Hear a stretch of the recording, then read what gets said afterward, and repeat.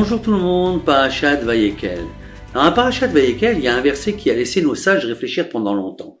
Quel est ce verset? C'est au chapitre 31, donc le verset 15. Il est écrit: pendant 6 jours le travail se fera, le 7e jour sera un jour chômé pour Akadosh Baruch Hu. Le travail se fera. Comment le travail se fera? Bien sûr, de nos jours, c'est facile avec toutes les machines. Mais à l'époque, c'était pas évident que le travail se fera. Il peut pas se faire tout seul, le travail. Pour expliquer ça, je vais raconter deux petites histoires. Il y a à peu près 35 ans de ça, un très grand homme d'affaires, à lequel j'étais son employé, qui est devenu un ami maintenant, il n'était pas religieux à l'époque. Il m'a dit: tu sais, Yehuda, la Parnassa, c'est 20% de travail et 80% de chance.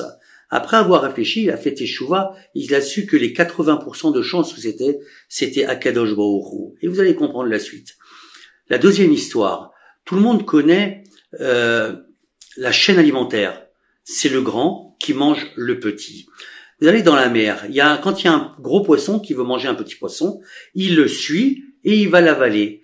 Au moment où il avale, si on prend le gros poisson et qu'on l'ouvre, de quel sens est le petit poisson? Dans le même sens.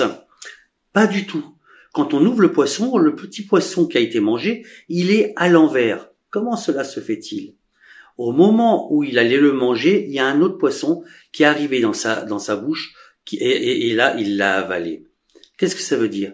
Ça veut dire qu'il faut pas courir derrière sa proie. Akadosh Baruch Hu, il a déjà tout prévu, ce qui va te donner à manger, la parnassa qui est prévu pour toi. C'est pour ça que le poisson était à l'envers, parce que c'est Akadosh Baruch Hu qui est venu lui mettre à l'intérieur. C'est exactement ça. La chance, Akadosh Baruch Hu, le travail se fera. On a beau courir derrière la parnassa. C'est ce que Akadosh Baruch Hu aura prévu pour vous, que vous aurez. Voilà mes chers amis.